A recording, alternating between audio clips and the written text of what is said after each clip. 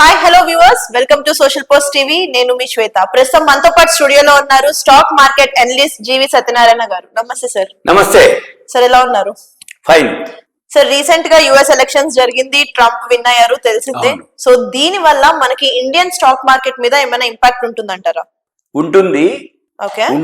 అయితే ఇక్కడ ఏం జరుగుతుంది, మన బుధవారం నాడు యుఎస్ లో ఇట్లా ట్రంప్ గెలిచాడు అనగానే మన మార్కెట్లు 902 పాయింట్లు పెరిగింది బుధవారం నాడు.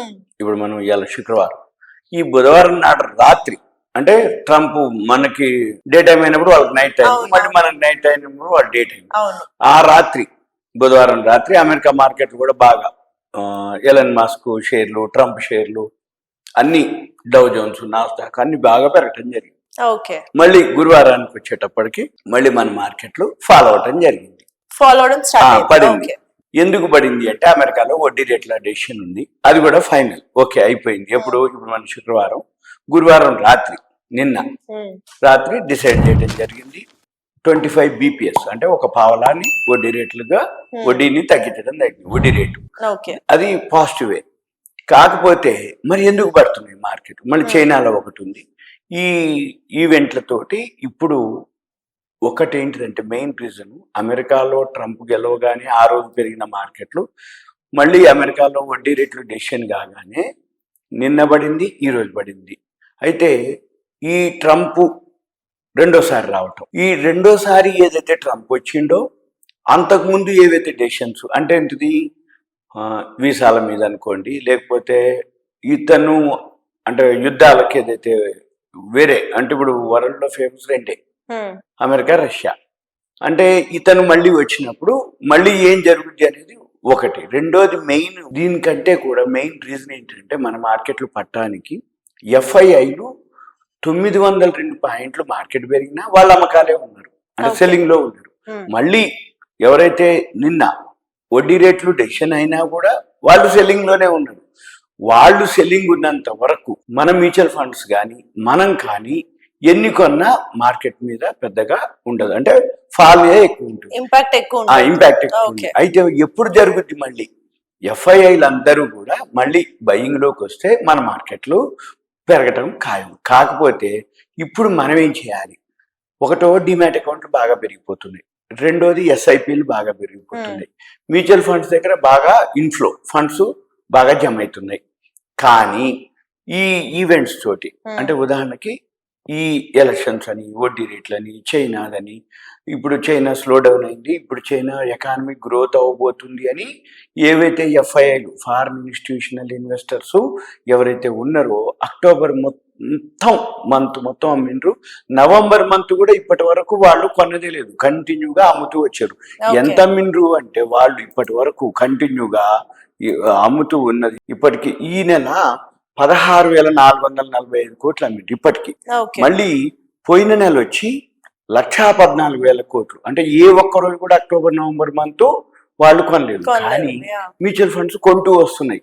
మ్యూచువల్ ఫండ్స్ ఎంత కొన్నా ఎన్ని కొన్నా సెల్లింగ్ ప్రెషర్ ఎక్కువ ఉన్నప్పుడు మార్కెట్లు ఫాలో అవటం ఉంటుంది. ఇక వీటితో పాటు సెకండ్ క్వార్టర్ ఉంటుంది, ఏప్రిల్, మే, జూన్, జూలైలో first quarter, July, August, September, అక్టోబర్లో సెకండ్ క్వార్టర్ రిజల్ట్స్ వస్తాయి. ఇప్పుడు నవంబర్ మనం ఇప్పుడు రికార్డ్ చేసే టైంకి 8వ తారీఖు, నవంబర్ 15వ తారీఖుకి మొత్తం రిజల్ట్స్ అన్ని వచ్చేస్తాయి. ఈ నవంబర్ 16వ తారీఖు తర్వాత ఎవరైతే ఇప్పుడు మన వీడియో చూస్తున్నారో వాళ్ళు ఏం చేయాలి అంటే, ఈ సెకండ్ క్వార్టర్ రిజల్ట్స్ ఏవైతే మంచి మంచి కంపెనీలు ఉన్నాయో, ఇప్పుడు మార్కెట్ ఏదైతే ఫాల్ అవుతుందో ఆ వాల్యూ ఉన్న స్టాక్స్ చూసి కొనుక్కోవాలి. ఓపిక ఉండాల్సిందే, ఉంటే తప్ప పైసలు రావు. ఎందుకంటే ఇప్పుడు ఏం జరుగుద్ది అంటే, ఈ ఈవెంట్స్ ఉన్నప్పుడు కానీ ఏదైనా జరిగినప్పుడు మార్కెట్లు బాగా పడతాయి, మంచి షేర్లు పడతాయి, మామూలు షేర్లు పడతాయి. ఈ మంచి షేర్లు ఎప్పుడైతే పడతాయో మనం ఏం చేయాలి, అవి కనుక కొనుక్కుంటే మళ్ళీ ఎప్పుడో ఒకసారి ఎఫ్ఐఐలు మళ్ళీ ఎంటర్ అవుతారు. ఎఫ్ఐఐలు అంటే ఏంటిదంటే ఫారిన్ ఇన్స్టిట్యూషనల్ ఇన్వెస్టర్స్, వాళ్ళని మనం ఎఫ్పిఐ అంటాం, ఫారిన్ పోర్ట్ఫోలియో ఇన్వెస్టర్స్. మళ్ళీ ఎఫ్ఐలు ఫారిన్ ఇన్వెస్టర్లు. వీళ్ళందరి పని ఏంటంటే వరల్డ్ మొత్తంలో ఎక్కడ ఎకానమీ, ఏ దేశం ఎకానమీ బాగుంది, ఏ కంట్రీలో మనకి షేర్స్ పెరుగుతాయి అని అనుకుంటే వాళ్ళు ఏం చేస్తారు, అందులో ఇన్వెస్ట్ చేస్తారు. అయితే ఏంటిది, ఇప్పుడు ఈ ట్రంప్ గెలవటం వలన, వడ్డీ రేట్లు తగ్గటం వలన అయితే ఏదైతే అమెరికాకి ఫేవర్గా ఉన్నటువంటి కంట్రీస్ ఉంటాయి, రష్యాకి ఫేవర్గా ఉంది. అవును. అయితే ఇప్పుడు ఈయన ట్రంప్ గెలవటం వల్ల ఏమవుతుంది, మనకు వచ్చేటప్పటికి ఏముండదు, ఒక విధంగా ఫేవరే మనకి. అంటే ఈ రోజు కాదు ఆయన వచ్చింది, రెండోసారి వచ్చిండు.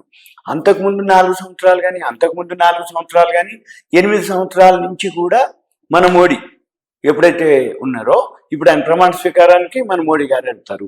మళ్ళీ ఆయన ప్రమాణ స్వీకారం అవటం వల్ల మంత్రిమండలి, ఆ క్యాబినెట్ అవన్నీ సెట్ చేస్తారు. సెట్ చేసిన తర్వాత కదా డెసిషన్ ఏంటి, నేను అది చేస్తా ఇది చేస్తాను. ఎక్కువ శాతం ఎప్పుడైనా కానీ ఏ గవర్నమెంట్ కానీ ఎవరు కొత్తగా గెలవగానే నెగిటివ్ ఉండవు. ఎందుకంటే వాళ్ళు 4 సంవత్సరాలు ఉండాలి. 4 సంవత్సరాలు ఉండాలనగానే ఫస్ట్ ఏమి ఉండదు, అన్ని ఫేవరే ఉంటుంది, అన్ని పాజిటివే ఉంటుంది. ఏ దేశాలతో కూడా అన్ని మిత్రత్వమే ఉంటుంది. ఇప్పుడు సపోజ్ ఆయన ప్రమాణ స్వీకారానికి మన వాళ్ళని పిలుస్తారు.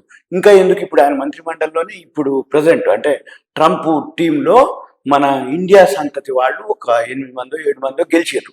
అంటే మన ఇండియా వాళ్ళు అక్కడ గెలిచిరు అంటే మన ఇండియాకి ఏదో ఒకటి చేయాలనేది వాళ్ళకు ఉంటుంది. ఇప్పుడు ఏదన్నా ఉంది అంటే చర్చించడం, డిస్కస్ చేయటం. మళ్ళీ ఏం జరుగుతుంది, మళ్ళీ మోడీ గారు మన ట్రంప్ని ఇండియాకి పిలుస్తారు. ఇండియాకి పిలిచినప్పుడు ఏం చేస్తారు, అమెరికా కంపెనీలు ఇండియాలో ఏదైతే ఉందో మీరు ఇన్వెస్ట్ చేయండి, మా ఇండియాలోకి మీకు ఏం కావాలో ఇస్తాము అంటారు. ఇప్పుడు మీకు సింపుల్ అన్నమాట. అంతకు ముందుకి ఇప్పటికి చూస్తే ఇప్పుడు మనకి ఈ ఫ్లిప్కార్ట్ కానీ, అమెజాన్ కానీ, ఏవైతే టెస్లా కానీ, ఇవన్నీ ఎంఎన్సీలు, యాపిల్ కానీ, అవన్నీ ఒకప్పుడు తెలియదు ఎక్కువ మందికి. ఇప్పుడు విలేజెస్ లో కూడా తెలిసిపోయింది. ఎందుకోసం, బీటెక్లు అయిపోవటం, అబ్రాడ్ వెళ్ళిపోవటం, డాలర్లు సంపాదించటం. ఇప్పుడు ఏవైతే మనకి అమెరికా కంపెనీలు, ఎంఎన్సీ కంపెనీలు, వాళ్ళు మాట్లాడివి అందరికి తెలిసిపోయింది. అంటే ఏంటి, వాళ్ళందరూ ఇక్కడ బ్రాంచీలు ఓపెన్ చేయటమో, లేకపోతే ఇక్కడ ఇన్వెస్ట్మెంట్ చేయటమో, ఇక్కడ ఇండస్ట్రీస్ డెవలప్ చేయటమో, సింపుల్ అనమాట.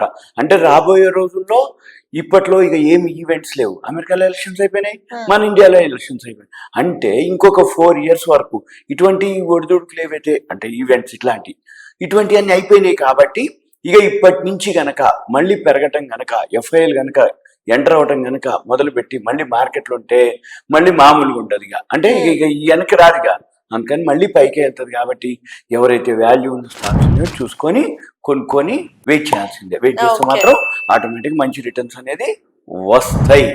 ఇది సింపుల్ గా నా నుంచి, ఇది ఓన్లీ అంటే ఇది ఒక awareness, education, information, knowledge purpose మాత్రమే. ఇంకా ఏంటిదంటే ఇప్పుడు ఓన్లీ మనం డిస్కస్ చేస్తున్నవి ఏంటిది, ఓన్లీ గెలిచిండు ఈ విధంగా ఉంది అని మార్కెట్ మీద రైట్ అంతవరకే. కానీ రాబోయే రోజుల్లో ఇంకా టైం తీసుకుంటుంది. ఏది ఆయన ప్రమాణ స్వీకారం, ఆ మంత్రి మండలి, మన వాళ్ళు ఎవరెవరు, ఆయన ఎవరు తీసుకుంటాడు. కాకపోతే ఏంటంటే ఆయన షేర్ మార్కెట్ కి అయితే ఫేవరే. ఎందుకంటే ఆయన షేర్లు కానీ ఇప్పుడు మార్కెట్ లో మొన్న అంటే ఎలన్ మాస్క్ అనుకోండి, వాళ్ళంతా ఫేవరే ఆయనకి. కాబట్టి షేర్ మార్కెట్ కి అయితే ఎటువంటిది అయితే ఏముండదు. ఎకానమీ కూడా ఓకే ఉంటుంది. ఆయన అంటే కొంచెం అది ఇది అంటారు కానీ అవన్నీ అనటం వరకే తప్ప నా నుంచి అయితే నాకైతే అటువంటిది ఏం లేదు. మార్కెట్లో అయితే ముందు మంచిగానే ఉంటాయి, కాకపోతే వాల్యూ అనేది చూసుకొని కొనుక్కోవాలి. Okay sir, thank you so much. Thank you.